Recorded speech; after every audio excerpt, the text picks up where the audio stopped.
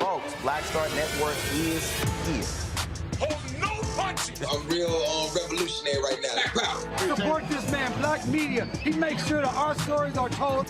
Thank you for being the voice of Black America, Roland. Stay black. I love y'all. All momentum we have now, we have to keep this going. The video looks phenomenal. See, this difference between Black Star Network and Black-owned media and something like CNN. You can't be Black-owned media and be scared. It's time to be smart. Bring your eyeballs home.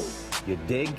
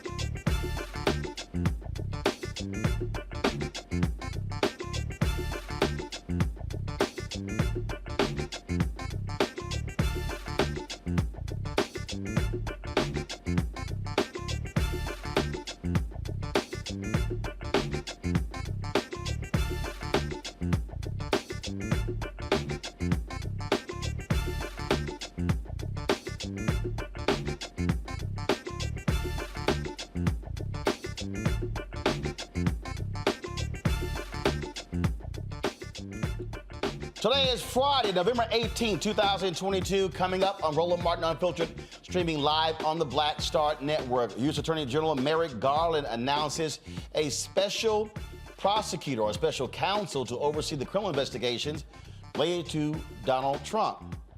What in the hell? Why? 2 years later?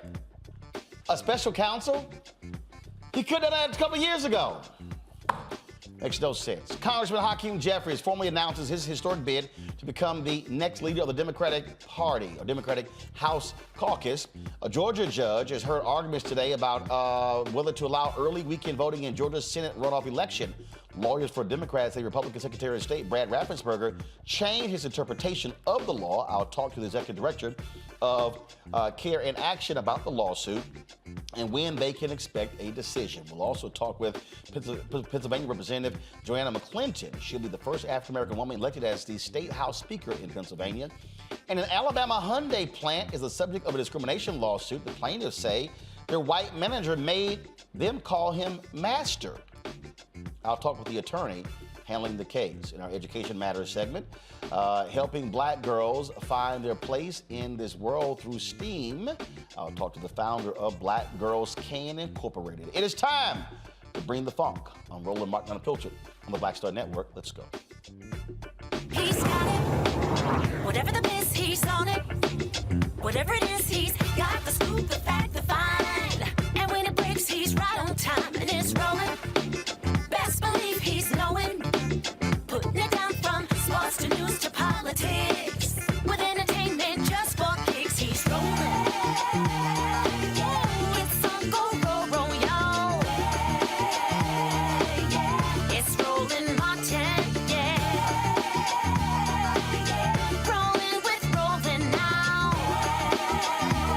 He's funk, he's fresh, he's real, the best, you know he's Roland Martin now.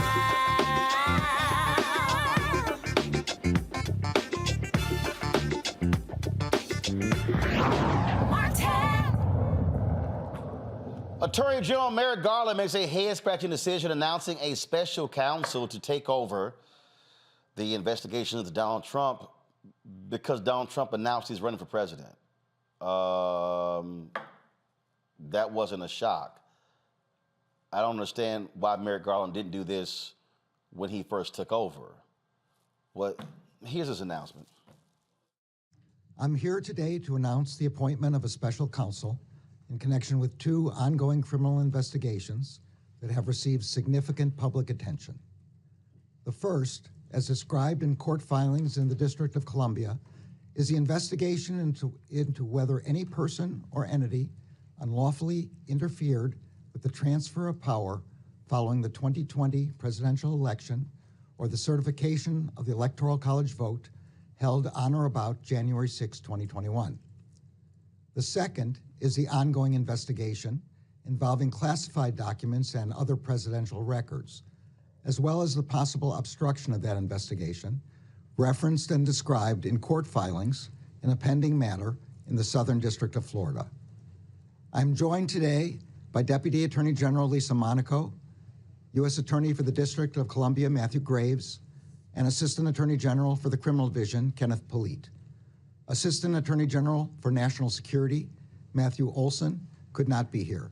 He is currently in Germany representing the department at the G7 Home Affairs and Security Ministerial. U.S. Attorney Graves has been ably leading the investigations into the events leading up to and on January 6.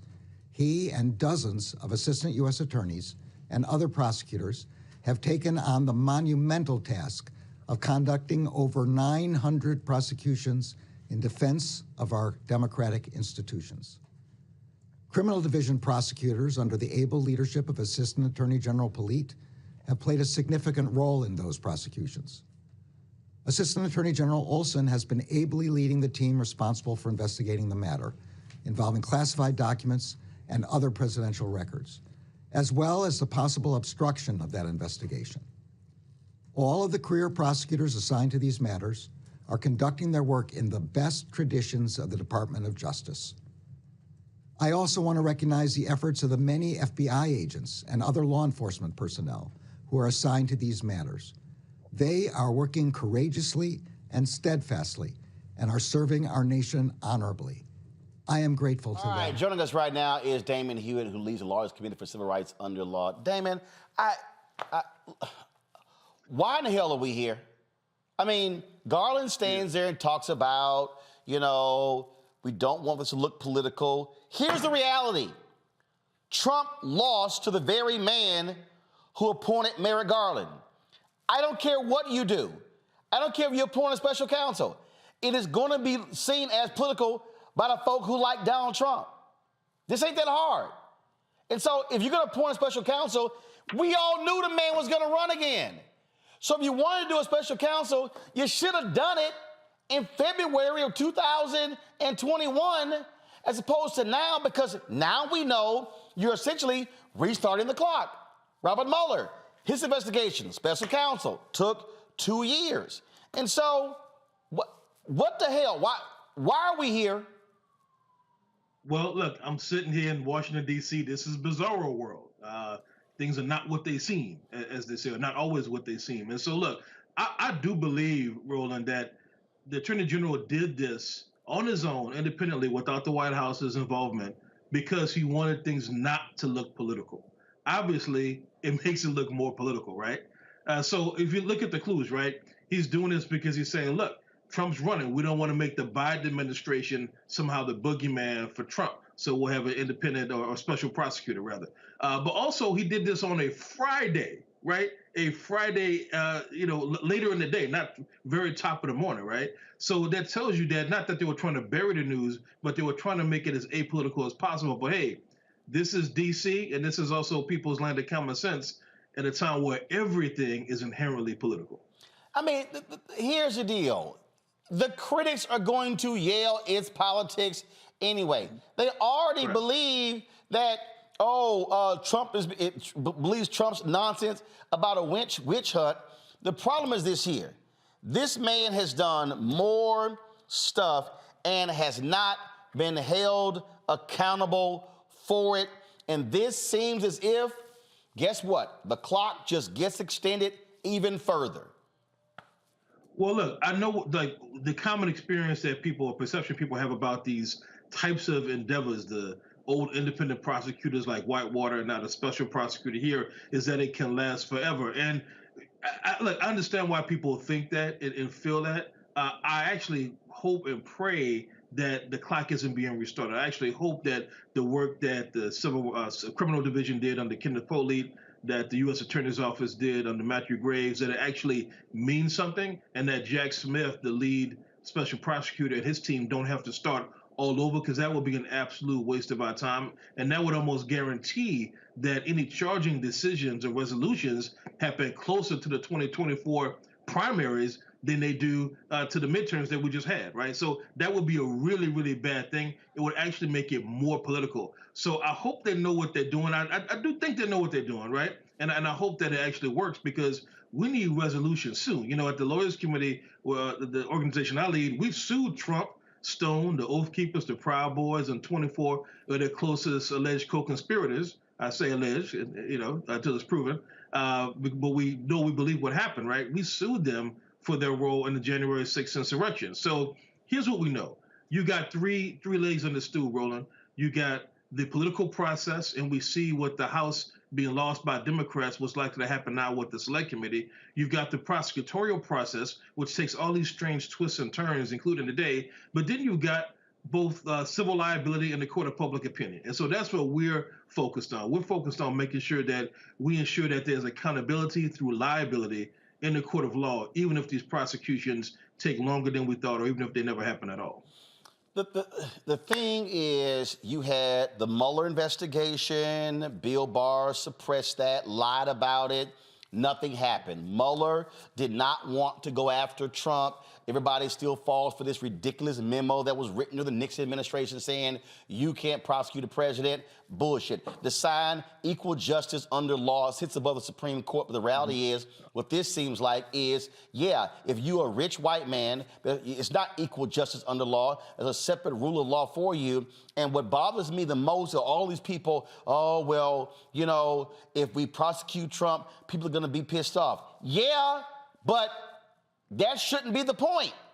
The point is, if you broke the law, whether it's him, me, you, anybody, guess what? The law is supposed to be fair and just. And it gives the impression that this guy is just keeps getting off. And here's the deal. He never learns his lesson, because for him, I can go harder if no one ever holds me accountable. Well, that's right. You know, that's why I appreciate what Tish James is doing in the state of New York, continuing to go after the Trump organization. Look, you know, she's an elected official. It's political inherently, but it's not just about the politics. It's about what this man has done to this country, is what he's done to his own so-called adopted party, right? And the effects that it's having on all of us, especially Black people. You know, the Republican Party, sadly, and we're a nonpartisan organization, but this party has been taken over and influenced by white supremacists. That is a problem. And if Democrats were doing that, we'd have the same accountability for them as well, right? So what I really hope, Roland, is that this new special prosecutor, we know it's not going to accelerate the process. That's not the news that was broken today. But what we cannot afford as a country is for it to slow down justice, because justice delayed is, you know what, justice denied. Oh, absolutely, Damon Hewitt. We appreciate it, man. Thanks a lot. Thank you, man. All right, Frat, take care. Akila Bethea, communications strategist. Michael Imhotep, host the African History Network show. Matt Manning, civil rights attorney, all joining us. Matt, I'll start with you. Matt, I'm just going to call it what it is. I think it's bullshit. I think it's bullshit. I think that if you wanted this whole deal, look, I get it. He's going slow, plotting. But my God, I mean, what? 3 years? 4 years? To actually move against this guy? Or just come out and say, we're not going to indict him. Just go ahead and say that. I get that sentiment, but I actually don't agree with you, Roland. I disagree. I think this is the right way to approach it. I think this is the smartest political decision, and it's considerably smarter than the counter, which would be looking like the candidate who's seeking re-election for office is running for, is instead attacking the guy who's running against him. So but it's the same candidate. It's literally the same candidate. The critics are going to say this is Biden's Department of Justice. Well, that's why they have a separate special prosecutor who used to lead the public integrity unit. That's the thing that's so important to me about this. But who picks the special counsel? That's immaterial. The fact is, if he makes a decision that they don't like, they have to go to Congress to override his decision. I think this is the right decision. I used to manage the DA's office, and I used to advise the DA, and I would have told him if there were an analogous situation that this is exactly what he needs to do. Otherwise, it's completely messy. There's no reason to do it. And the fact that he's now running for office, I think this is the right time to do it because he was a private citizen before. We could speculate that he was running for president, but he hadn't run for president yet. And now that he's running for president, I think they're doing both the politically expedient thing, but also the smartest thing in separating themselves as much as possible. But here's the other problem, Roland. There's not another Department of Justice. In a lot of situations like this, a prosecutor would just recuse themselves and some other similarly situated prosecutor would take over the prosecution. But Merrick Garland is the top law enforcement officer in the country. So there's no one he can send it to. So the only thing he can do functionally is to appoint a special prosecutor. And I think this is the right time. And I think Mr. Smith's credentials are precisely what they need for this because he managed the public integrity unit there, which means that he was investigating corruption and he was prosecuting people who are in public positions, which requires an institutional knowledge of bureaucracy and all the things attendant with somebody who's serving in a public office. So I think this is the right move. I think it's the smart move. And I think it is the move that will get away from any idea of impropriety. This is the move that gives them as clean a hands as possible. So, Michael, why in the hell not just do this last year? Why not come out of the gate, announce a special counsel, hey, here's the whole deal? Because you're going to get ripped. Trump has already said, I ain't cooperating with nobody, which is no shock. Well, number one, I agree with Matthew. Number two, I watched the broadcast. I watched the press conference live today. I've been following all the analysis since then. And the reason why Garland didn't announce it last year is because Trump did not formally announce that he's running for president. Man, we all knew this man was running. Well, just a second. You just asked me a question. Just a second. We knew he was running. No. When you formally announce this is different than armchair quarterbacking. No, this ain't armchair quarterbacking. The man was sitting on $150 million, was raising money. He has never left the political scene. He ain't become no private citizen. I understand, Roland, but when he formally announces that he's running for president, that changes the game. How? I'm sorry. Hold up. Is there Roland, is there a rule? No. Show me a rule. Show me something constitutionally. Show me anything that says when you announce that you're running, it changes everything. How? Show me a document. It to you, Roland. No. Show me a document. What is it? I'm explaining it to you. Please, just calm down for a minute. No, I know. I'm calm. I'm calm. But show me. That's perception. Okay, what you're describing is perception. But go ahead. No, Roland. So what happens is when Trump formally announces that he's running for president, and then you have Garland, who was nominated by Biden, and Biden has already announced intentions to run for president. Okay, now, no. Hold on. Stop. Factual. Has Biden announced that he's running for president? Not a formal announcement, but one, Biden is the current president. No. Has Biden announced that he's running for re-election?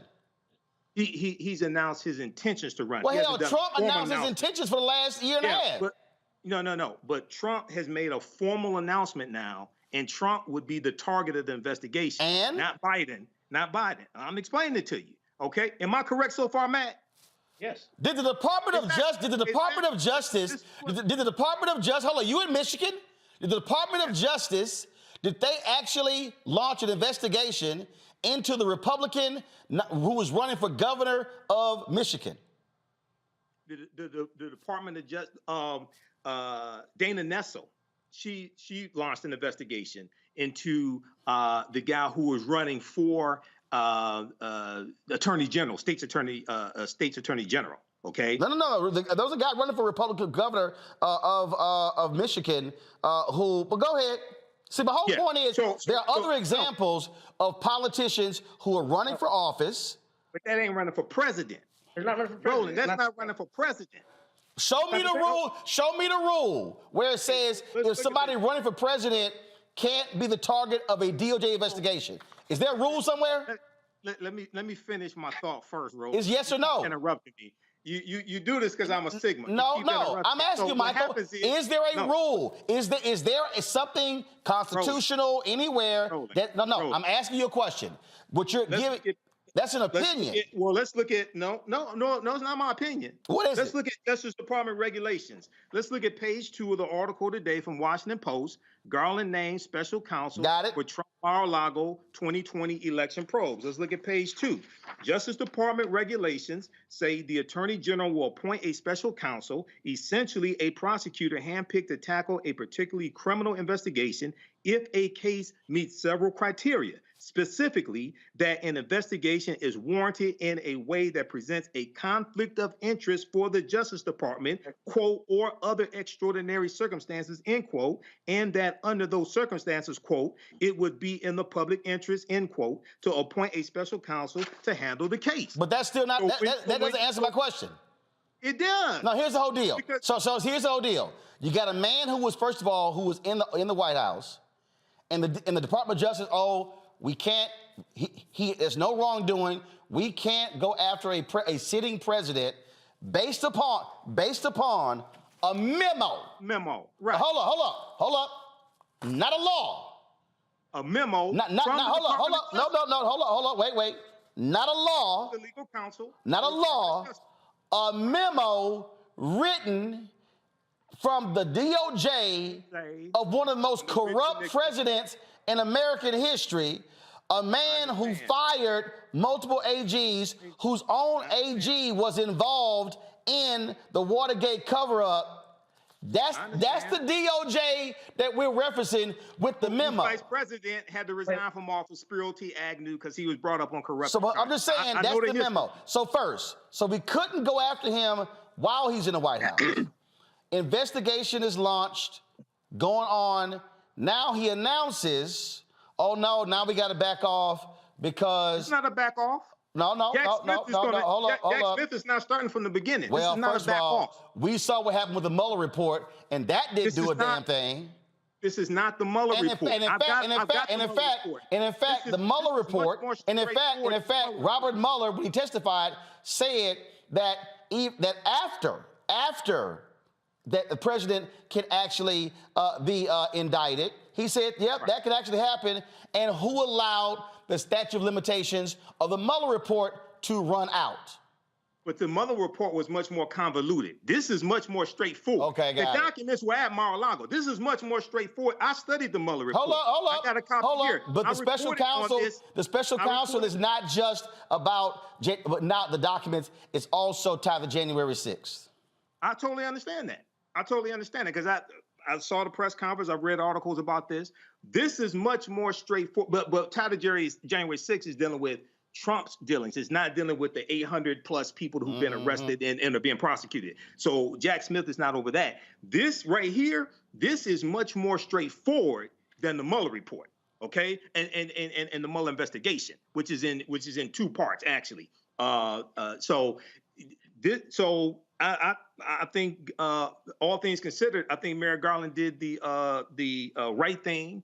And this is not going to be 2 years. This investigation that Jack Smith is going to do, he's basically going to pick up with the investigation that they've already done.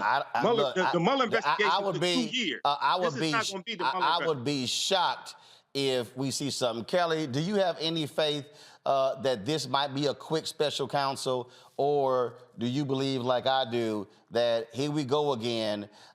If we move even closer, it's going to, oh no, we can't really do anything because here's the deal. Now we're going to be into the primary season. Now we're going to be in the convention. Now he might be the nominee, and then it's going to be, oh no, we can't. Now we can't move against him. It's sort of like it's like a cat got 9 lives. This fool got 38. I think that, in a sense, I understand your frustration, Roland, because it's not necessarily coming from a point of cynicism. It's coming from a point of proof that the DOJ hasn't really been doing much with all of this stuff that the Trump administration has done in the past 5-6 years, especially Trump himself. However, I do agree with the other panelists in that at the end of the day, even though Merrick Garland is AG, he still looks at this job like a judge. And in a way, I respect that thoroughly because in this political climate, he's doing his best to be as impartial as possible. Is it the best way to go about it? That's up for debate. But at the end of the day, the reason why he waited until Trump officially announced his run for president again is because whether you like it or not, whether there's a rule or not, there's simply a higher level of scrutiny when it comes to people running for office that the DOJ can just go in there and have more or less carte blanche to what they want to investigate about that person because there's a higher level of scrutiny regarding whoever's running for the president of the United States, right? Before Trump officially announced, even though it wouldn't have mattered much, but he probably could have sued DOJ for harassment or collusion or whatever. It would have been BS, but he would have had more of a claim. He sues everybody. Can I finish? He sues everybody. That's not like what I'm saying. Everybody. The man agreed. Donald Trump agreed that. Hold on. Donald Trump agreed to testify for the January 6th committee. And hell, he then sued him. I understand what you're saying. Yes, he can sue anybody and everybody, but the DOJ isn't just everybody. And at the end of the day, Merrick Garland is trying to restore some sense of integrity and dignity to that office. And it is difficult when you have somebody like Trump around, but he's doing his best. Now, will this special prosecutor actually do something? Maybe, maybe not. But I understand the steps in which Garland took, because at the end of the day, there is no precedent for it. Like you were mentioning a memo and everything. Yeah, there's no precedent for it because it's unprecedented. Like no president has ever done crap like this before. So I understand that he wants to toe this fine line, but I also agree with you in that is something going to get done? I too am cynical about that, but with what I have seen today, I understand the steps that were taken. Do I think something is going to come out of those steps? Not necessarily, based off of the little bit of precedent that we got from the last couple years of the DOJ having basically everything and the kitchen sink and not doing anything. We literally watched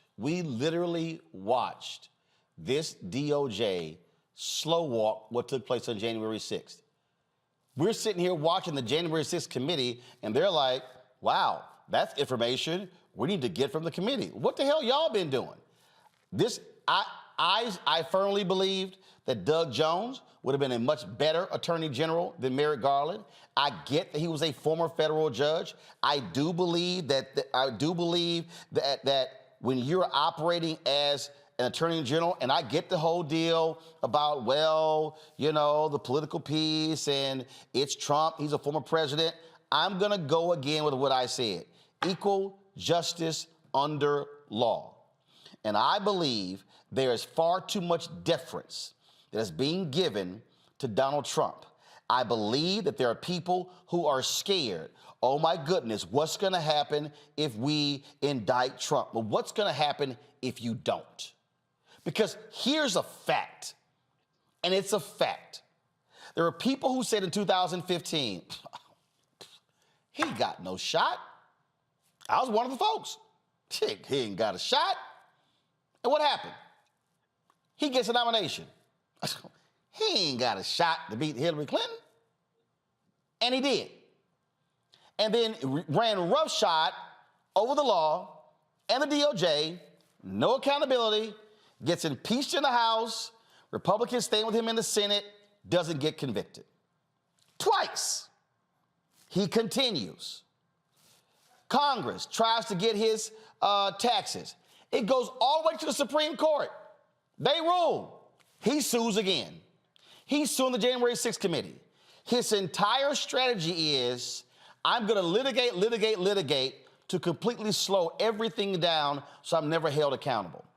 And what I'm saying here, I fundamentally believe we need a much more aggressive attorney general, because when you let someone like him have 38 lives and 40 lives, he doesn't learn his lesson. Because the reality is, he's never been held accountable. He started his career as a racist and simply paid a fine with HUD and the discrimination happening there. An example. So this whole notion that Merrick Garland is trying to restore trust in the DOJ, for me, trust is to actually hold somebody accountable. And I just simply don't believe that Donald Trump will ever be held accountable for his actions. And he will continue. And let me say it again to everybody who's watching right now. They are already planning their massive takeover if he wins in 2024. And the plans that they have are so sick and demented that it will make his 4 years look like Disneyland compared to what they actually want to do. If you keep letting somebody keep getting away with it, it is going to come back and bite you, and it is going to hurt. If this man is not held accountable by the law, not civil, but criminal, then shame on the system that is going to allow him to get away with it because they say it's going to be too much heat politically. When we come back, we're going to talk about Georgia, the lawsuit there. What Republicans are doing, what they always do, trying to sit here and shade the law to keep folks from voting so they can win. We'll discuss it next on Roland Martin Unfiltered. Folks, if you're watching on YouTube, Twitch, Instagram, hit the like button, share button, Facebook as well. And of course, support us in what we do. Download the Black Star Network app, Apple phone, Android phone, Apple TV, Android TV, Roku, Amazon Fire TV, Xbox One. Join the Brina Funk fan club. Send your check and money order to P.O. Box 57196, Washington, D.C. 20037-0196. Cash App, $RM Unfiltered. PayPal is Martin Unfiltered. Venmo is RM Unfiltered. Zelle is Roland at RolandSMartin.com. Roland at RolandMartinUnfiltered.com. We'll be right back.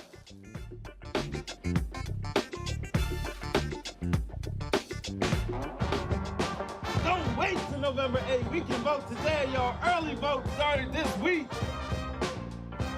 We're on Savannah State University's campus. We will be dorm storming today, giving out treats for everyone. We hope to see everyone at the polls when it comes to November. If you believe we got power, let them know. Make some noise. Put a fist up. I need to see a fist in the air because we got power. Come on, you put it up. Come get your shirt. We're out here in the streets of Savannah, Georgia. James, do not forget to go vote. I got you. If we vote the right people in, we can make a change. We can get these resources in our community. I am a woman, and it is important that we have the say-so of what we want to do with our bodies. We're concentrating on entrepreneurism, providing young people with resources and training that they need in order to change their trajectories. We want Black down. Democracy is on the ballot. Voting rights is on the ballot. Voting suppression is on the ballot. I am most passionate about those three combined because they all impact each other. Savannah is my home. I care about my community, and I care about representation in my community.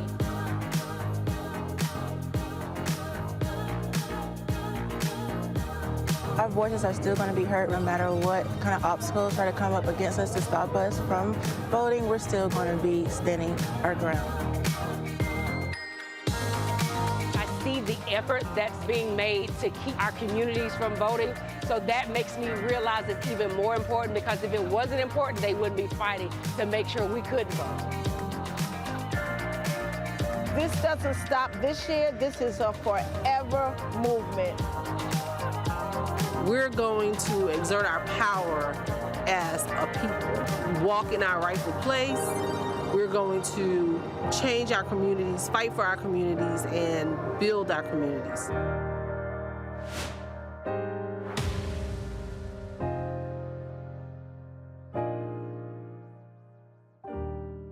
I'm Bill Duke. This is Diala Riddle, and you're watching Roland Martin Unfiltered. Stay woke.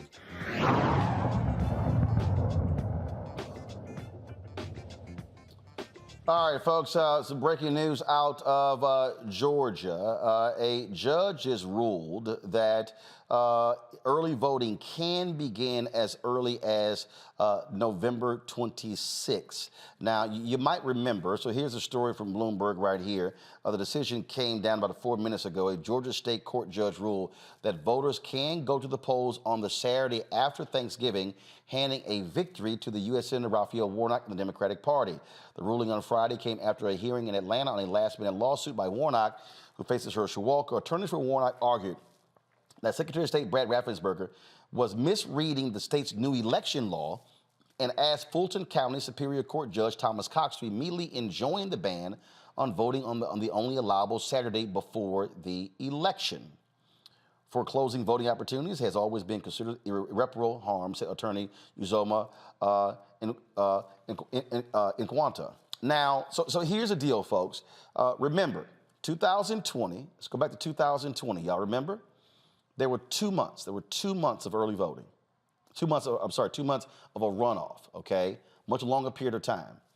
The Republicans changed the law. Not only did they cut it, they also limited people from being able to register for the runoff. So if you did not register for the general election this year, which was on Tuesday, November 8th, the deadline to register for a runoff that hadn't even been announced was November 7th.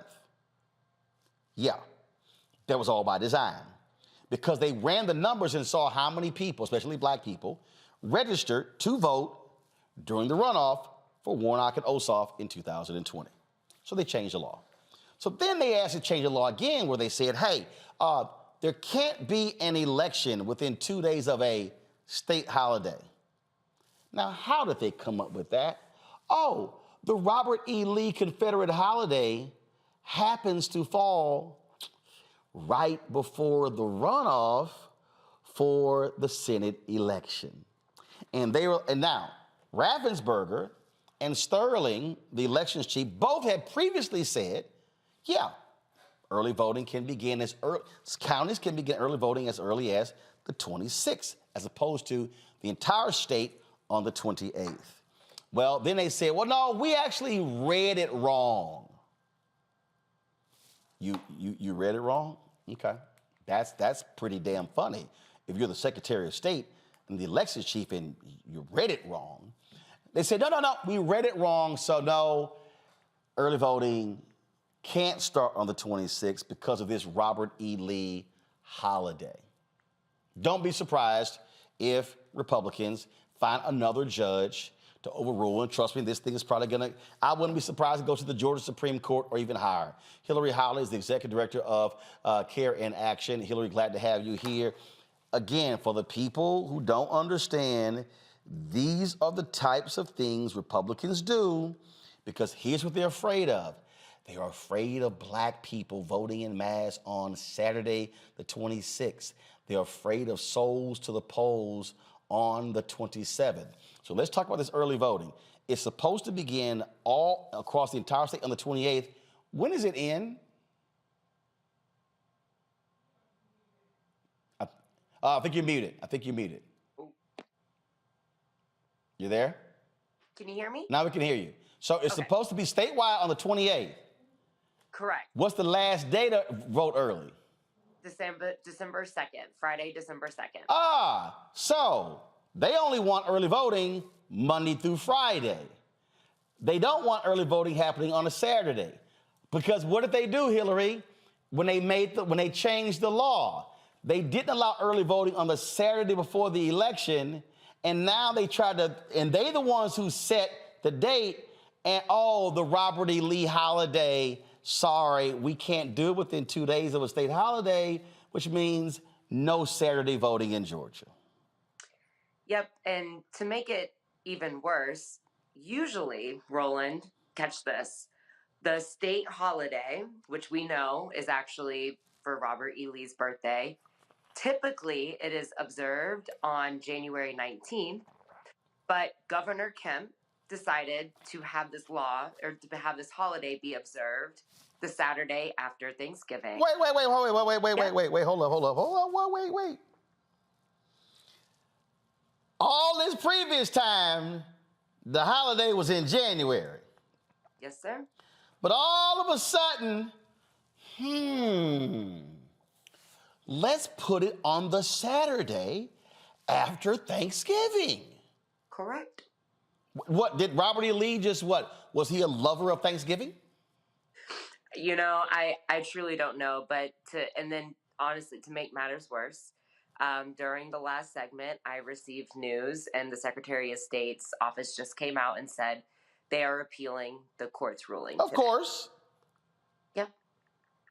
So we had already had Fulton County and DeKalb County announced, yay, we're going to do Saturday voting, and now they're having to retract because we're expecting the appeal to come down before everyone goes to sleep tonight. So that is the state of Georgia. And, you know, when you were wrapping up your last segment, I was really appreciative of what you were saying, because what I need people to know is our democracy is still under attack. There's this whole narrative that, because Democrats were able to survive and, you know, we had historic midterms for Democrats in the first 75 years since, you know, JFK was elected. We are over celebrating. We still need to be vigilant, right? The reason why we did not retain control of the House is because of gerrymandering. That could have been prevented by the Freedom to Vote John Lewis Act.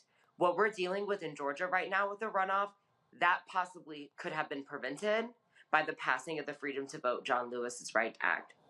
So we really need Warnock to keep his seat now more than ever, because to your point earlier, you best believe we see McCarthy coming out saying their priority is investigating Hunter Biden, investigating the president. I can guarantee you that there is probably a drafted bill somewhere floating around the Capitol in these right-wing spaces of how to further attack our democracy. So I got some tweets I want to show you. So this is Gabriel Sterling responding to David Axelrod, who blasted this decision 3 days ago. And let me put the screen. So this is, you're going to get a kick out of this one.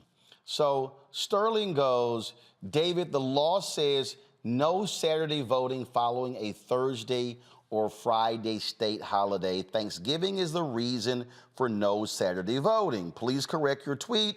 It was passed years ago, so county workers had their holiday and the real world problem of getting poll workers then. He then says, now here's the problem with that, Holly.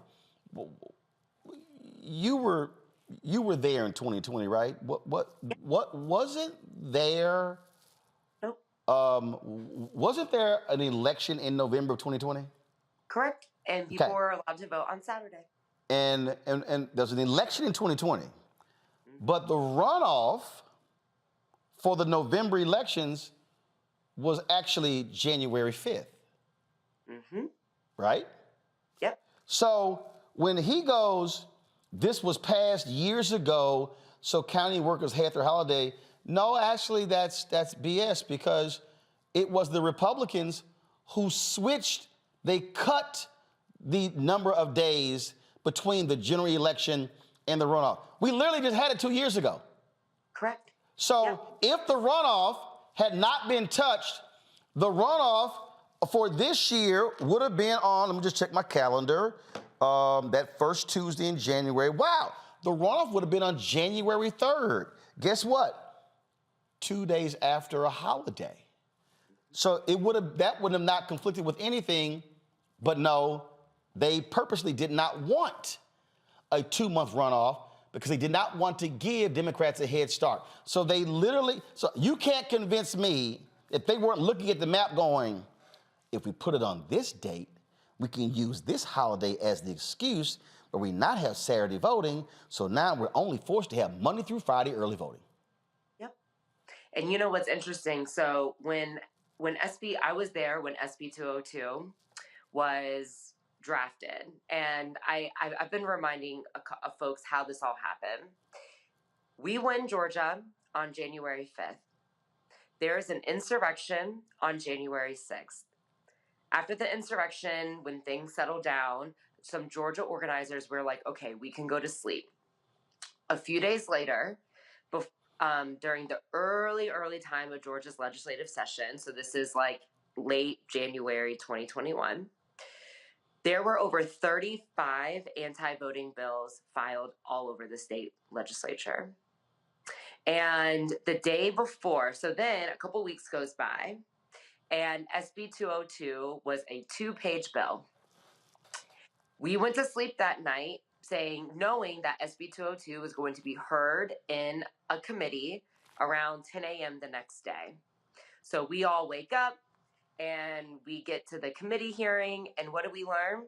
SB 202 is now a 96-page bill. And it's not on the website. You have to physically be at the Capitol. So we literally had pro-voting, like voting rights lobbyists, taking pictures of the substitute bill, making sure that the elected officials on the committee had copies of it, because they were literally showing up to the committee hearing thinking they were going to see a 2-page bill. No voting rights lawyers had the time to overlook this bill before the committee hearing.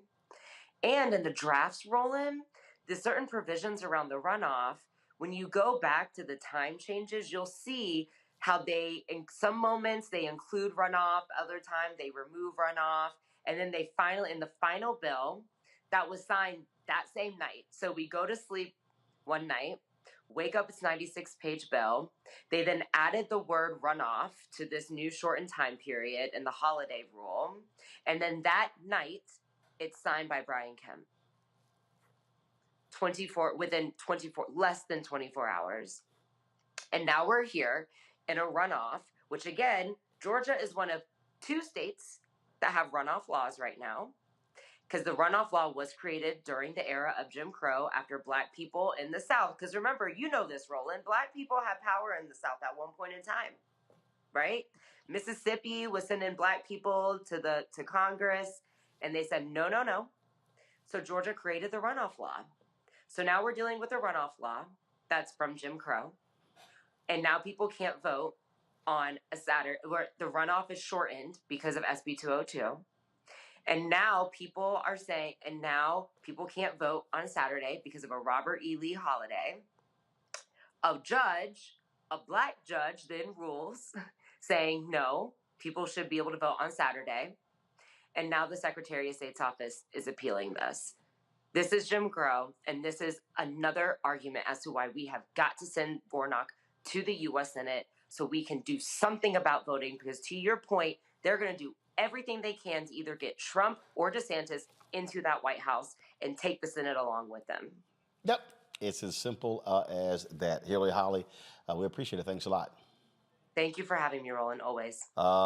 Kelly, again, people need to understand, and I love listening to these conservatives who go, and I remember Eric Erickson and others who were like, well, this bill really isn't that big of a deal. I mean, it's really not what everybody is cracked up to be. But this is when you start getting into the finer details of these type of bills, and you cannot convince me that they were not sitting there going, now we moved this sucker to the Tuesday after Thanksgiving, then we can ensure there's no early voting on any Saturday whatsoever.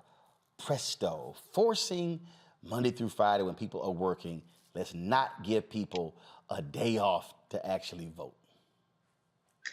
I mean, it's Georgia, so nothing that anyone says about voter suppression will surprise me if it's coming from the state of Georgia. What was actually more, I don't want to say surprising, but really sad and perplexing to me is the fact that there's a holiday for Robert E. Lee's birthday in the first place. And it's only perplexing in that, how is that not considered treason?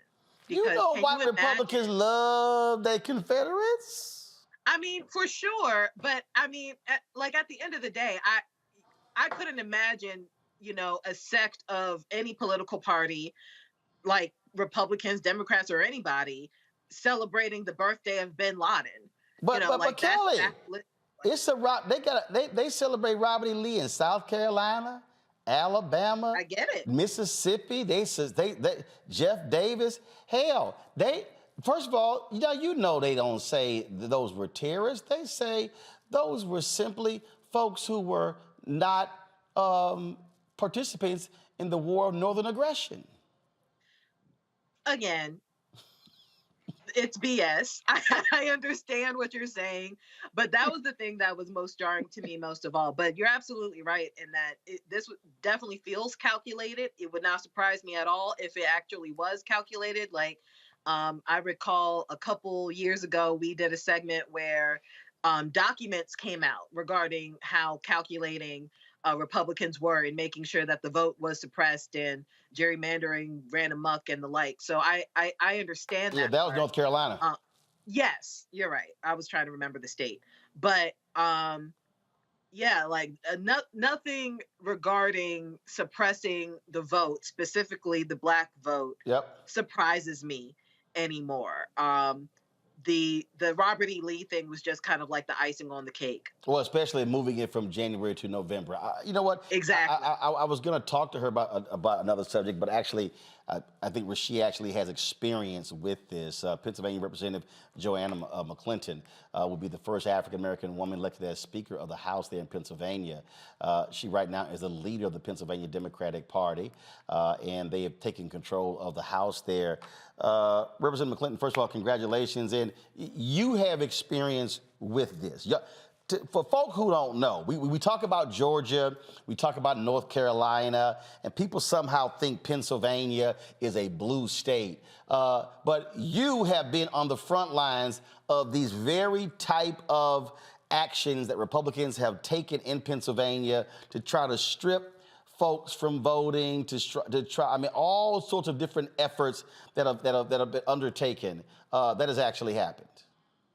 That's correct, Roland. Pennsylvania is a purple state. It's not a red state. It's not a blue state. It is a purple state. It goes back and forth for who our electorate chooses to be our president, our governor. And unfortunately, for a very long time, our state house and our state senate were fully in control of Republicans for much of the last 30 years. But we are excited to be able to take the ability to take us in a better direction, because they definitely did a ton of work to do an abortion ban. It passed this summer. They've done all sorts of bills to get rid of our ability to vote by mail. And but for our Democratic governor, those bills would have become law a very long time ago right here in Pennsylvania. And look, I remember what happened after 2020, where they were literally threatening to go to single-member elections for the state Supreme Court to guarantee they would have a majority. I mean, you know, that's how, I mean, again, people, you know, when these bills come out, Hillary was just talking about it, you know, when these bills come out, people go, oh, well, you know, you have the spin doctors, but these are the very small things that a person on the outside wouldn't necessarily think about, like, well, I mean, I don't understand. Well, you know, that's right, it's a Thanksgiving holiday, so let's not have an election, you know, give the workers an opportunity to enjoy their weekend. Well, guess what? Don't put the election on December 6th in. Put it on December 13th. No, they purposely put it on December 6th so you could take advantage of that holiday. And then to say, hey, no, it wasn't Robert E. Lee. It was really Thanksgiving. I mean, these are the type of things Republicans are doing all across the country. And if it's not for folks like you and other African-Americans who are Democrats or the Democrats, this thing would be even worse with how they are trying to fix the laws to guarantee their victories.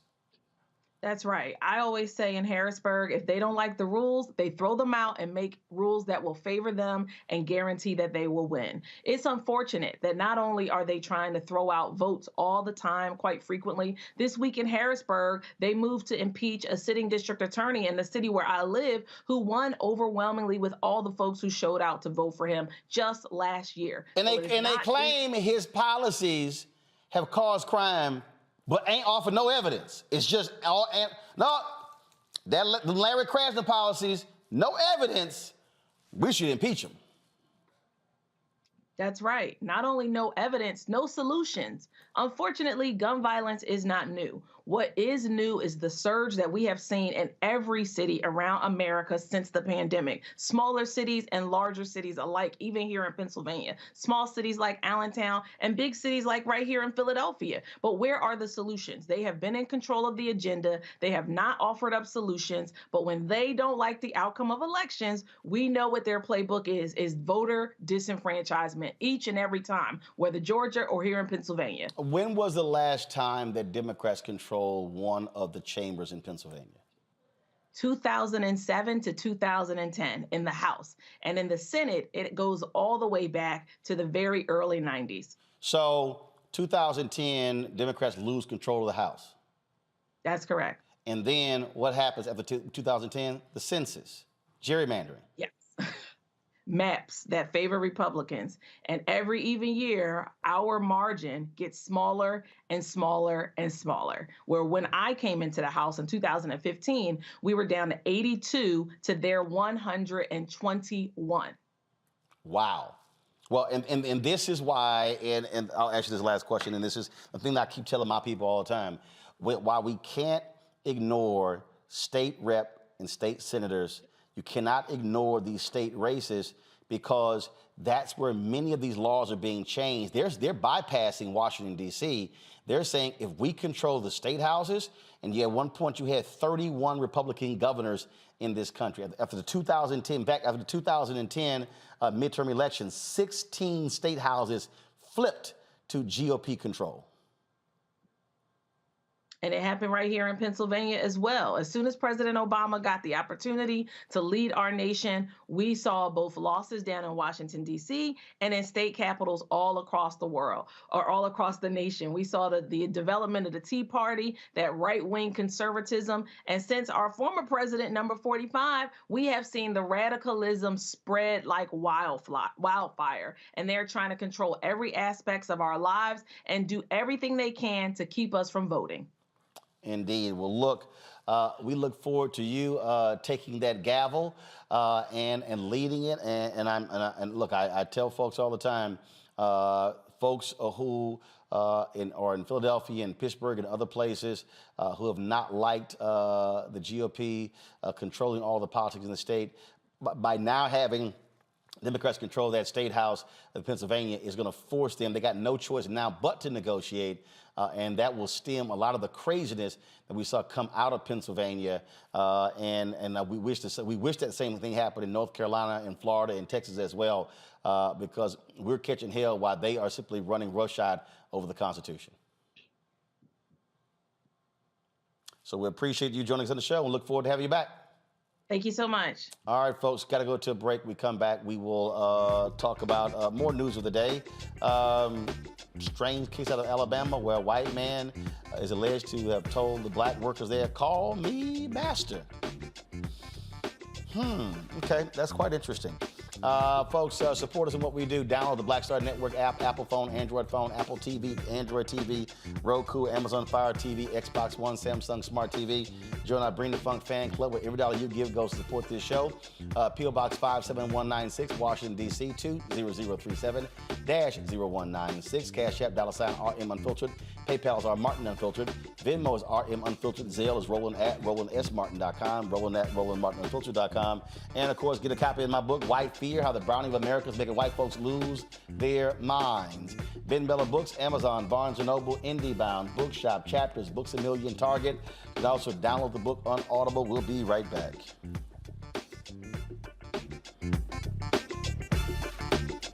Next on the Black Table with me, Greg Carr, we welcome the Black Star Network's very own Roland Martin, who joins us to talk about his new book, White Fear: How the Browning of America is Making White Folks Lose Their Minds. The book explains so much about what we're going through in this country right now, and how, as white people head toward becoming a racial minority, it's going to get, well, let's just say, even more interesting. We are going to see more violence. We're going to see more vitriol, because as each day passes, it is a nail in that coffin. The one and only Roland Martin on the next Black Table, right here on the Black Star Network. We're all impacted by the culture, whether we know it or not. From politics to music and entertainment, it's a huge part of our lives, and we're going to talk about it every day right here on The Culture with me, Faraji Muhammad, only on the Black Star Network. On the next A Balanced Life with me, Dr. Jackie, we meet Ricky Fairley. She was given a death sentence by her doctor 11 years ago. But for Ricky, giving up was not an option. She declared war on her disease, turned her entire life upside down, and won the battle. I know that God left me here to do this work. And when you talk about faith, faith is what got me through. I mean, I had to relinquish my faith and give my life to God and say, okay, God, what have you got for me? And He gave me my purpose. And that's why I'm here.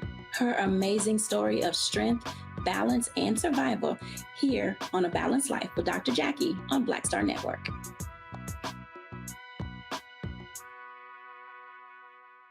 Hey, I'm Amber Stevens-West. Yo, what up, y'all? This is Jay Ellis, and you're watching Roland Martin Unfiltered.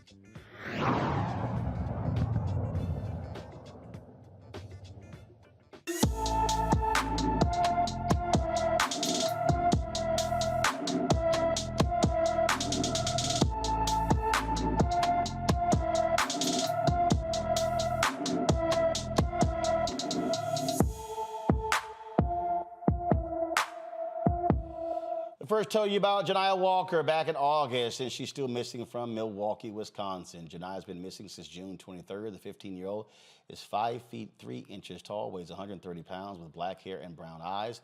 Janiah's mother says the teen suffers from depression and PTSD. Anyone with information about Janiah Walker should call the Milwaukee Police Department at 414-933-4444, 414-933-4444. It's always, of course, sad for us to have to do those stories, and it's way too many young black folks who are missing in action. All right, folks, a Montgomery, Alabama Hyundai assembly plant is hit with a racial discrimination and retaliation lawsuit after employees say they were made to call a white manager master. 5 black employees, Frederick Coleman, Edward Daniels, Jason Ingram, Stacy Trimble, and Jimmy Williams, say they were denied promotions and punished with bogus write-ups. One of the attorneys representing the black employees is Arthur Davis, joining us from Atlanta. Arthur, first of all, do they have any recordings? Is this simply anecdotal? Or are there other witnesses who can corroborate the claims that they were forced to call this white manager master? Well, first of all, Roland, great to see you again. I see we have both aged a little bit since the last time we crossed paths. No, great to see you I ain't aged at all. I'm still good. Why did I think that was going to be the response? Thank you for giving me a chance to talk about these gentlemen and a chance to talk, I hope, about another lawsuit that was filed a month ago against Hyundai Motor Manufacturing of Alabama. These gentlemen and my client, Yvette Gilkey-Schufert, who filed a lawsuit a month ago, have a very similar story. This is a company where virtually all of the hard work on the floor, the building of cars, the assembly of cars, is done by African Americans. But there is an incredibly hard glass ceiling in place at this Hyundai plant in Montgomery. African Americans are allowed to make it to the level of team leader and group leader, but the more the position pays, the more power the position has, the fewer African Americans you see in place. And yes, the narrative about a group of 30 black men being told that Master Swan wants to see you, the master wants to talk to you, that's incredibly insensitive, and that is astonishing that that happened in 2020. But candidly, that's not the biggest part of this lawsuit. The biggest part of this lawsuit is that this company has built a culture of punishing and retaliating against people who are brave enough to stand up and complain. Most of the gentlemen in this lawsuit at some point have made complaints of discrimination against Hyundai's Montgomery plant. Most of them have taken steps to fight discrimination at this plant. And what they got for their bravery, what they got for their trouble, was being denied promotions, being written up, being given disciplinary infractions that aren't justified, One of them recently, Jimmy Williams, had a serious physical injury. When Jimmy came back to work, he was demoted from his position. Anyone watching this podcast who's ever worked in an HR department knows you can't do that. You can't demote somebody who's coming back off an injury. Hyundai knows better than that. They've never done that. I'm told this is the first time in the last 5 years someone who has a leadership position has been demoted when he comes back from an injury instead of having accommodations put in place. So there are so many things that have happened to these gentlemen and to my other client, Yvette Gilkey-Shuford. It's appalling. So, any response from Hyundai's corporate headquarters to what's happening there in Alabama? The response from corporate headquarters is we do everything that we can in Hyundai to have a discrimination-free environment. That's news to many African Americans who work there. I'll put it that way. And I want to say something about Yvette Gilkey-Shuford, who all this started with.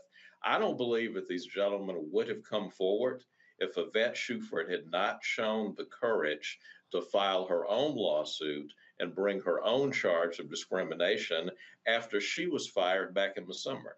Yvette was the highest ranking woman and the highest ranking African American at Hyundai, it's Montgomery office. She was out of nowhere demoted in the summer and told that there was a restructuring. Well, guess who the only person was whose job was restructured? Yvette Gilkey-Shuford. While she was the senior Black and the senior woman at the plant, the job she was in, Director of Administration, was redefined. All the leading responsibilities of Director of Administration were taken away.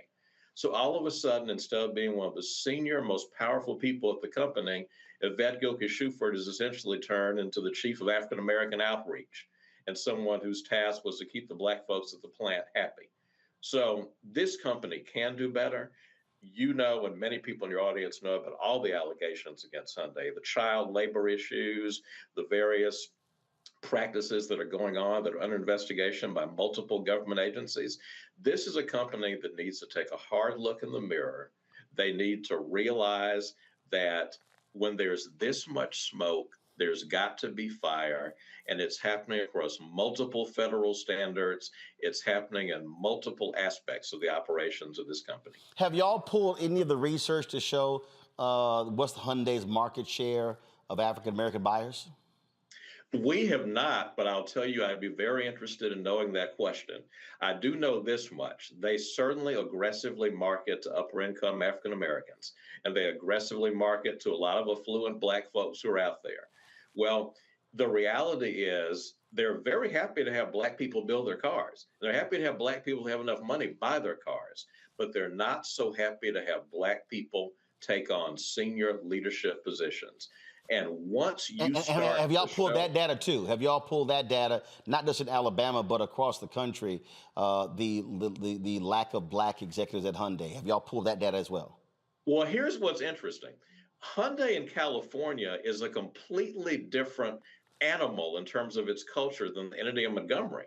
The CEO of Hyundai in California, as a parent company, is now an African American.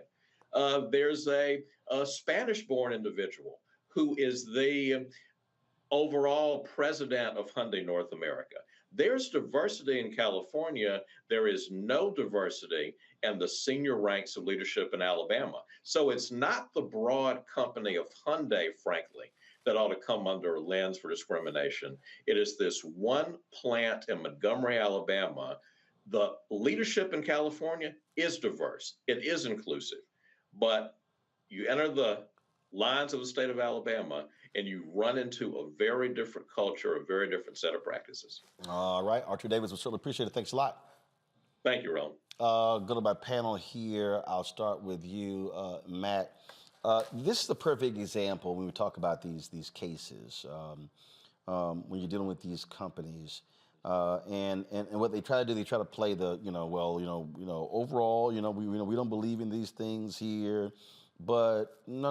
Let's look at your numbers. Let's see who's in power. And the reality is Hyundai targets Black people. And I just sent a text message to several different civil rights activists saying, hey, they need to be chin checked as a result of this, because they sure as hell don't mind our money when it comes to buying their vehicles.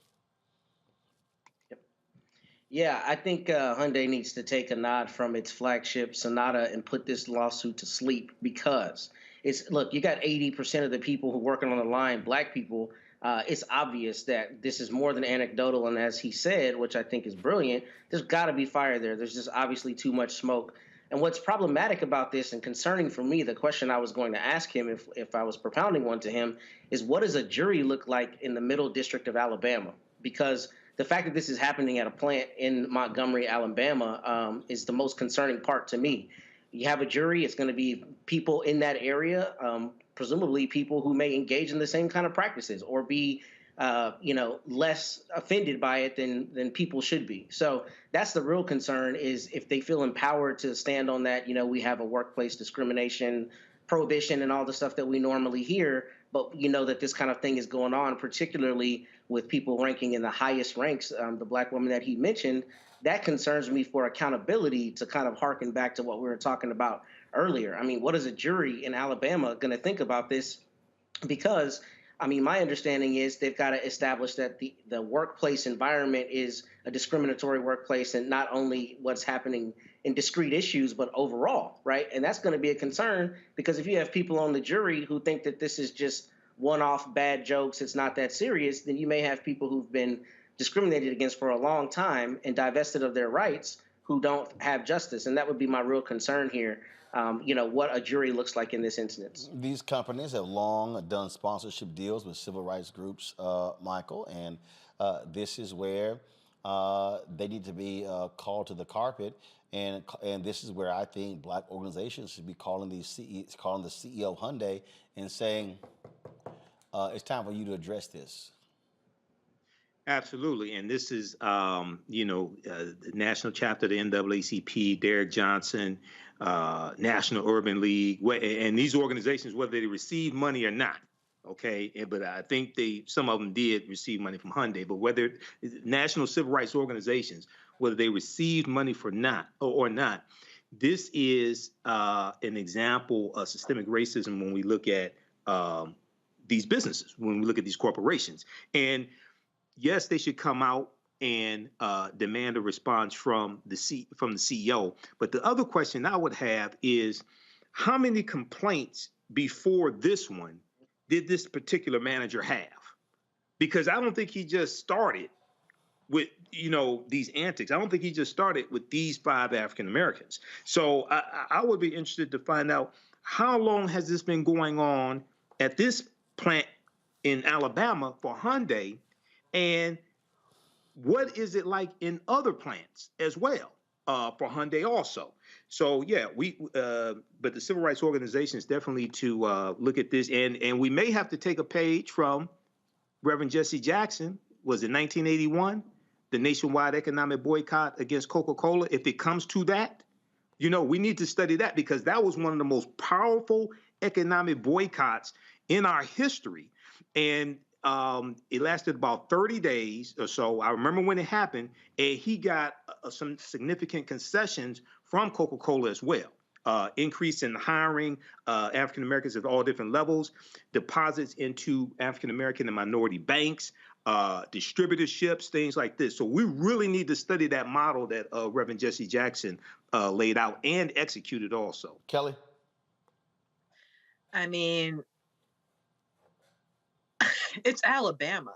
That was my first thing. When I heard it, it was just like, it just feels like there's no sense of growth in the mentality down there with anyone who's color redacted. It's just, that's not something that you just come out of thin air with. This is like what Michael was saying. I'm afraid that this is just the tip of the iceberg as far as what this employer was doing to these 5 Black men. I think if they dig a little deeper, they'll find more than just 5 Black men who have been a victim to this man's antics. This is one of those situations in which, again, this didn't come out of thin air. I feel like this was a culture at that plant. I don't think he was the only person at that plant who did anything this egregious. And as far as boycotting is concerned, sure, whatever it takes to hit them where it hurts the most, being their pockets. If a boycott will accomplish that, great. If it's going to just, if it's, a situation in which you just fire people, even better. I grieve for these men because that is not a work environment in which anybody should be subjected to, and I hope that they get the justice that they deserve.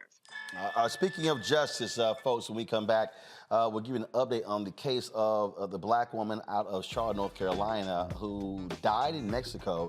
Her friends say alcohol poisoning, but the autopsy report showed that her neck was broken and her spine was cracked. That's coming up next on Roland Martin Unfiltered right here on the Black Star Network. I am on screen, and I am representing what a black man is to the entire world that's gonna see this. And this might be the only black man, a representation of a black man that they see. Right. So I am responsible. Right. For how they see black men. And it's my responsibility to, if I am not playing an upstanding, honorable, someone with a strong principle and moral core, to make sure that this character is so specific. Right. That it is him, not black men. And I wish that more actors would realize how important their position is as an actor of color, playing people of color on screen.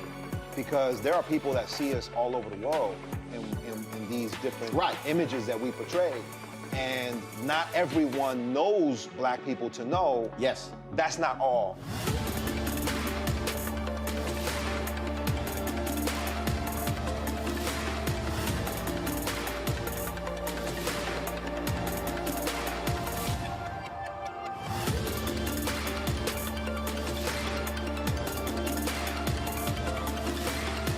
Next on the Black Table with me, Greg Carr, we welcome the Black Star Network's very own Roland Martin, who joins us to talk about his new book, White Fear, How the Browning of America is Making White Folks Lose Their Minds.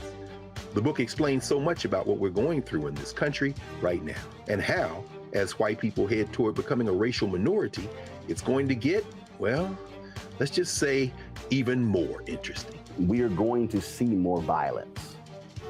We're going to see more vitriol, because as each day passes, it is a nail in that coffin. The one and only Roland Martin on the next Black Table, right here on the Black Star Network. I'm Bill Duke. This is Diala Riddle, and you're watching Roland Martin Unfiltered. Stay woke.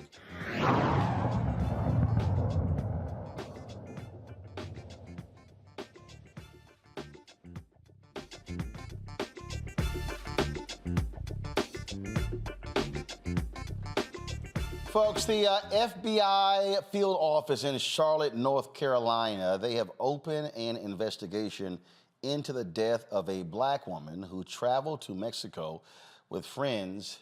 Her friends came home alive. She did not. We discussed this story just the other day. Shanquella Robinson, she again went to Mexico with some friends, and her friends say she died of alcohol poisoning. When they called Shanquella's mother, they said it was alcohol poisoning. Yet in the autopsy done on her, there was no mention of alcohol poisoning. In fact, the autopsy showed that she actually had a broken neck and a cracked spine. The video that we showed you was a video that was taken that her mother believes was shot while they were there on vacation. You see Shanquella being viciously beaten by another woman, as several people, including a couple of gentlemen, stand there and literally watch it and record it. Don't intervene. And you hear one of them saying, she needs to fight back. She's not even fighting back. It is an ugly, ugly video here. No idea what has happened. According to one of the, this is the USA Today story on here, where in this particular story, actually I'm gonna do this, I'm gonna pull up another story, because there was a particular story where it showed that the individuals who were involved, they actually, names have not been released, but they actually have, two of them have disconnected their phones as a result of what took place here. And so we've been following these stories to understand what's been going on. But again, FBI officials are working with Mexican officials to figure out what happened to Shanquella Robinson in Cabo San Lucas on or about October 29th. And so it is, again, just a really, really sad story here. And again, as I said, the autopsy showed severe spinal cord injury and luxation. And this is the story right here out of the folks in North Carolina. First of all, she was a 2019 graduate of Winston-Salem State University. She also was a children's hair braider, operated a women's boutique business, and her family have also, they actually started a GoFundMe page to pay for her funeral expenses as well. And then let's see, that GoFundMe has already, well, actually, the GoFundMe has already raised $119,368. Their goal is $125,000. It is very strange when you think of this case, Kelly, to hear, my goodness, traveling there with friends, they come home alive, she doesn't. And now they have essentially all gone silent, and they've told multiple stories about what took place.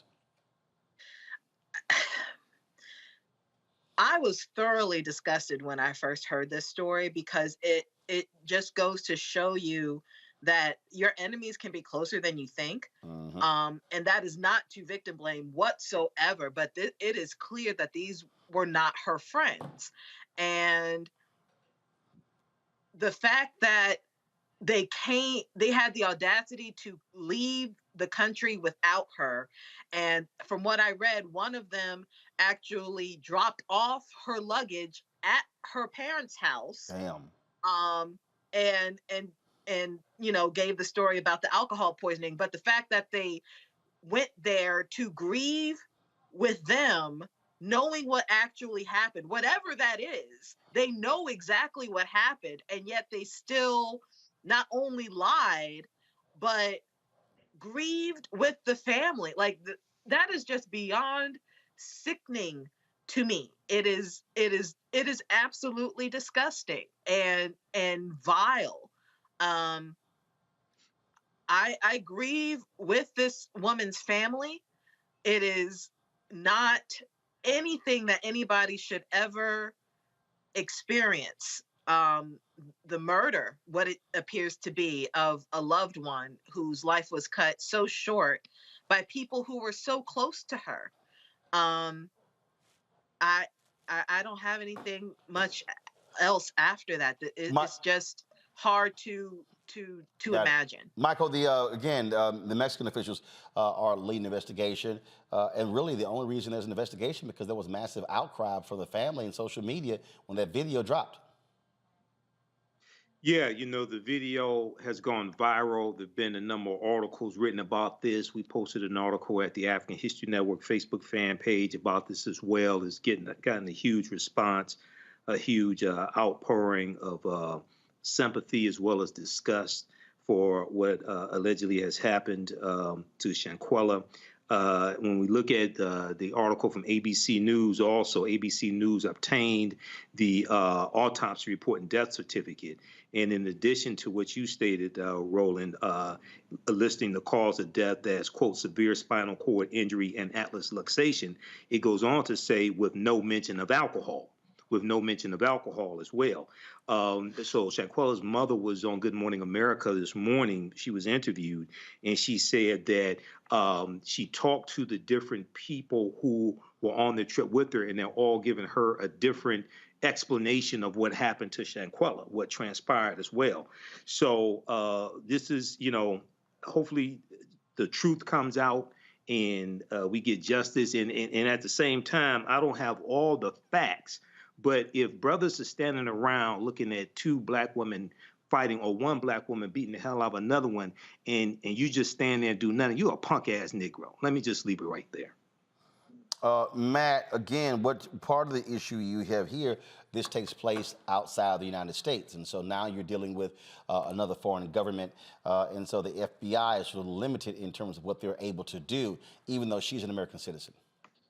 Yeah, that's correct, and that's what I was concerned about at first. But as I was awaiting, you coming to me, I thought there might be something there for a conspiracy charge if they're able to find that they intended to do this when they traveled to Mexico. The amount of evidence that people have in phones and digital devices these days is just insane. So if the FBI gets a search warrant for her phone, for their phones of the people that hurt her while she was there in Mexico, I mean, it may very well be that they determined that there was a conspiracy to harm her when they took her to Mexico. And hopefully that'll give the FBI jurisdiction, because the concern for me is the Mexican authorities, investigating this. Obviously, I don't have all the evidence, but we know that there are sometimes a lot of irregularities and, frankly, corruption as it relates to Mexican government and investigations. So hopefully the FBI is able to find a legal means by which they can hold them accountable and go through the wheels of justice and make sure that there's justice for this young woman. Indeed. All right, folks. New York Congressman Hakeem Jefferies has formally announced he will run for a House Minority Leader on the Democratic side. If Jeffries gets the position, he would be the first African-American to lead a party in Congress. Jeffries promised his colleagues that he would empower, protect, and expand their ranks. House Speaker Nancy Pelosi, Leader Steny Hoyer, and House Majority Whip Jim Clyburn all backed Jeffries as the Democratic leadership, pushing that the new leaders expected to succeed Pelosi, Hoyer, and Clyburn on Jeffries. Massachusetts Representative Catherine Clark and California Representative Pete Aguilar. The House Democrats leadership election will be on November 30th. Folks, a Florida federal judge blocked part of the Stop Woke Act endorsed and signed into law by Republican Governor Ron DeSantis. On Thursday, Chief U.S. District Judge Mark Walkers blocked the bill, which limits how schools and workplaces can discuss race and gender. Judge Walker described Florida's attempt to censor certain viewpoints as positively dystopian and said it violated free speech. DeSantis' office said they plan to appeal. Well, that's no shock whatsoever. Also, folks, but that's the sort of the nonsense that you see constantly taking place out of Florida. All right, when we come back, we're going to talk about STEAM, how to get more black kids involved in science, technology, engineering, arts, and math. Right here. You're watching Roland Martin Unfiltered on the Black Star Network. Back in a moment. Don't wait till November 8th. We can vote today, y'all. Early vote started this week. We're on Savannah State University's campus. We will be dorm storming today, giving out treats for everyone. We hope to see everyone at the polls when it comes to November. If you believe we got power, let them know. Make some noise. Put a fist up. I need to see a fist in the air because we got power. Come on, you put it up. Come get your shirt. We're out here in the streets of Savannah, Georgia. James, do not forget to go vote. I got you. If we vote the right people in, we can make a change. We can get these resources in our community. I am a woman, and it is important that we have the say-so of what we want to do with our bodies. We're concentrating on entrepreneurism, providing young people with resources and training that they need in order to change their trajectories. We want Black down. Democracy is on the ballot. Voting rights is on the ballot. Voting suppression is on the ballot. I am most passionate about those three combined because they all impact each other. Savannah is my home. I care about my community, and I care about representation in my community.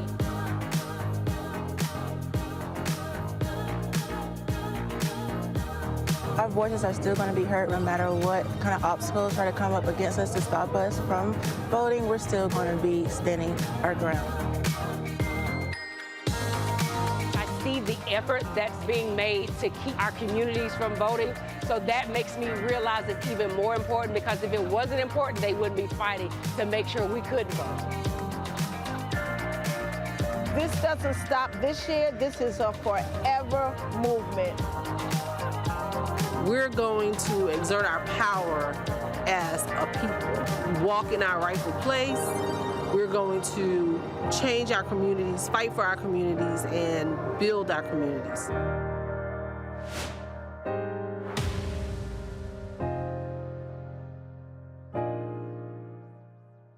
Hey, I'm Arnaz J. Black TV does matter, dang it. Hey, what's up, y'all? It's your boy Jacob Lattimore, and you're now watching Roland Martin right now. Stay woke.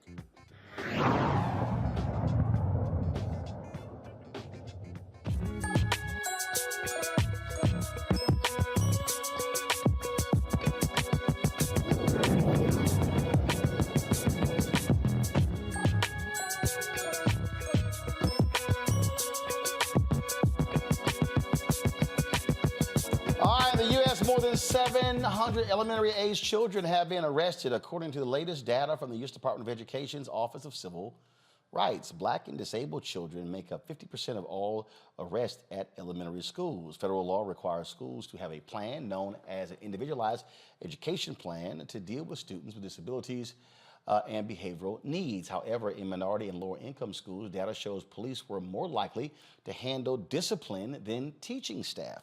The U.S. Department of Education issued new guidance on school discipline in July, requiring school officials to evaluate a student with disabilities before disciplining them. Folks, in North Carolina, the University of North Carolina System Board of Governors, they have fined one of the nation's more popular HBCUs for its success. On Thursday, North Carolina A&T State University was penalized nearly $2 million for enrolling 6% more out-of-state students than the allotted 35% out-of-state enrollment cap. North Carolina A&T must forfeit the funds to the University of North Carolina's need-based financial aid program. Only 2 of the 24 board members, Joel Ford and Michael Milford, voted against the motion to penalize the HBCU. Ford made the statement at the board meeting, "I can't punish a historically minority-serving institution for being successful. We have out-of-state students who want to attend one of our institutions because of its history, ability to make good and deliver on a promise to deliver high-quality education." The chairman of the board's Budget and Finance Committee promised to look into changing this particular policy. Folks, gaining opportunities in science, technology, engineering, mathematics, and the arts are essential to help build growth in the Black community. However, barriers in the fields have held Black women out of most science and tech-related areas. Black women make up 18% of entry-level jobs in tech companies, to 30% for white women and 35% for men. A nonprofit group is helping to bridge the gap and change this narrative. Black Girls Can Incorporate, creating an organization for girls and young women ages 13 to 24 to embark on an immersive hands-on STEAM curriculum. Kanisha Dennis is the founder and executive director of Black Girls Can. She joins us from Washington, D.C. All right, so you started this when? This was started in May of 2015. And what has been the result? How have you been able to have an impact on the industry in the last 7 years? Absolutely, and thank you so much for having me. So we have been working towards our 7,000 students mark. So we have reached 7,000 students today in the New York City area and the DMV area. We have a goal of reaching 50,000 girls by 2025 by providing them enrichment programs in STEAM. And so we're on the way there, but our big goal is by 2030, we'll have 1 million girls fostered in STEAM education and enrichment programs. And again, so much focus has been on STEM as opposed to STEAM. By throwing the arts in there, many people say that that is crucial to helping students develop both sides of their brain when it comes to education. Absolutely. At Black Girls Can, we really foster the full wellness of a student. So it's beyond academics, and we know how powerful arts is to education. So every component to our program actually has an arts stimulation part of it. And that's to ensure that they're going beyond the academics to really build their curiosity in these industries. And STEAM is most important for what we look at when you're going after college applications. They're always voice asking you, what outside of these academics are you interested? What do you desire to do outside of that? How's that character building and self-esteem development being built? So we have programs like acting as well as dancing, and then some arts, visual art therapy workshops as well. That really stimulates the mind to allow them to think in other ways. Is there a particular part of the country that is that your program is more attractive to than others? So what is the so when you break it down, where are your people coming from? Yeah, absolutely. So right now we are in the New York City area as well as the DMV area. Specifically for New York City, the Bronx is actually the most in need when it comes to the STEAM gap. And so we focus on areas that are most in need. Our program does not really require you to have a strong academic standing, or you need to be in like high consideration from a guidance counselor or a teacher, because we know that some of those students get left out if you don't provide those opportunities. So we focus on areas that are most in need. And when we look at the DMV area, DC is really the most in need for the STEAM gap as well. And we still continue to usher in other outside and neighboring cities, but we focus in where it's most in need because they need the impact the most. All right, question from our panel. Kelly, you first. Sure. So, can you give examples of some of your like highlighted students, the ones that you just can't stop bragging about, and just a kind of sort of before and after type story regarding your girls? Yeah, well, it's so special. When I'm first introduced to all of my girls, they all have a certain spark to them, right? But you also hear their stories. And so one particular girl, Awa, you actually featuring her right now. She's in that white shirt. And so Awa Singwa, she is a student who's now 17, but when I first was introduced to her, she was 13. She was a little bit shy, wasn't really much of a standout student. And usually I focus on those students, especially because I'm like, hey, let me make sure I'm paying attention to you and driving and reinforcing enrichment within you. And so we did a particular workshop. It's called Owned by Her. It focuses on entrepreneurship. And part of this track is that they get to make a business plan and create their own business, and we provide them funding to do that. She actually created her own business, and it was in the beauty industry. So she created some products for beauty. And now Awa actually has her own business as a hairstylist. And so she has a booth at a shop in the Bronx, New York, and she's killing it while going to school full time and also being a full-time entrepreneur. So she's kind of making it all happen. So that's a special story that sticks with me, and she credits Black Girls Can for being the reason to ignite curiosity and entrepreneurship in her career. Cool. Matt? I love this program. I think it's amazing and obviously very worthwhile. And I especially love the ambition in the numbers that you plan to reach in 2025 and in 2030, I think. So what does expansion look like for you, and how do we help facilitate that?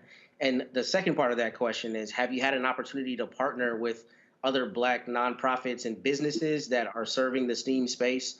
Because obviously it looks like that would be a really great cross-pollination. Absolutely. So to answer your first question, we're heads down in scaling the organization right now. So if you go to our website, www.blackgirlscaninc.org, you actually can request an opportunity to start a chapter in your area. And so right now we're just in the Northeast region, but eventually we want to have chapters across the U.S. And that's how we kind of see scale taking place, to really start chapters in different areas throughout the U.S. And so that's what we're focused on. Additionally, to also scale in this organization, we partner with a number of organizations. Right now, our premier partner is NARS Cosmetics, so they focus on the beauty industry. We work with their executive leadership to host a number of programs and events at scale. So we're not only just reaching small portions of girls, like 100 and 200, we're now able to reach thousands of girls by doing that. We partnered with Microsoft as well. In addition to that, we've held a number of partnerships with PAL, Police Athletic League, to really be able to scale our programming. And then outside of that, when we talk about what it looks like to partner with Black-owned organizations, every piece of this work is Black women-led or Black-owned. And so our latest partnership is with an organization that works in the New York City area that helps Black youth on homelessness and poverty. And so we're able to work with them to reach out to Concourse House, is one of the organizations, and really be able to provide wellness outside of with academics and the arts. This is more for making sure they have safety in the home. So we, again, touch all the life cycles of a student. Michael? All right. Well, thanks, Kenesha, for coming on and sharing this information with us. This is a fantastic program. I know you said you've been in existence since, if I heard correctly, May 2016? Was it 2016? Yeah, Okay. 2015. Okay. 2015. Okay. So what are those who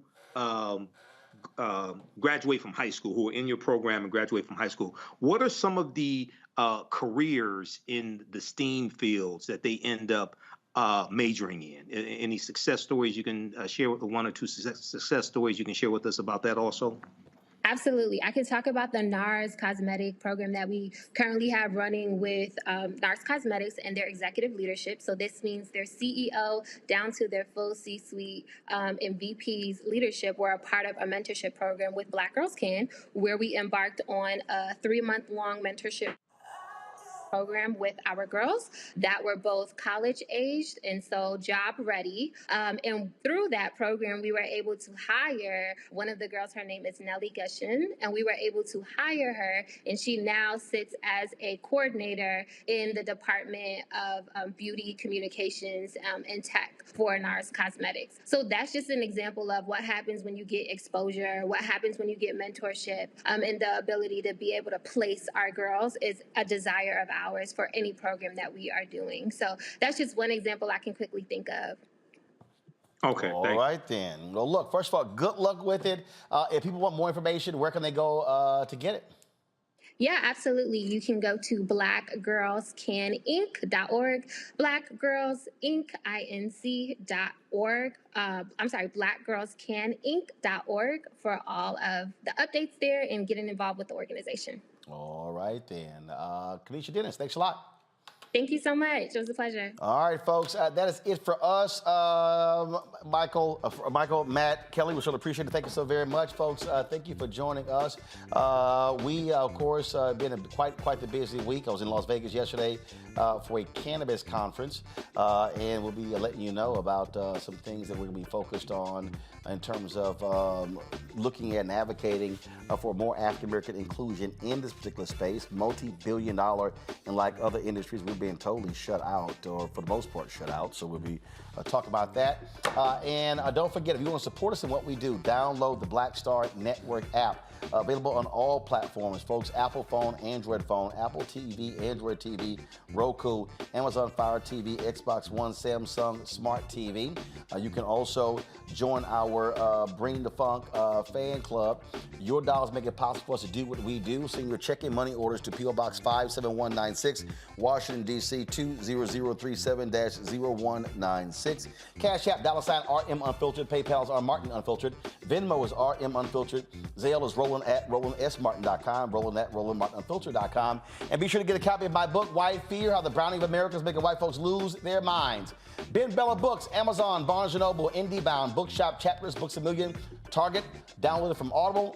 Also, order through your favorite black bookstore. Folks, we always end the show every Friday. Of course, showing you the names of people who have given to our show as donors. We thank them for their support. We appreciate all the work that they have done. Trust me, every dollar matters. We have people who have given us as little as $1, as much as $30,000. We thank all of the people who have given to us to make it possible for us to do what we do. I'll see y'all on Monday. Have a great weekend. Holla!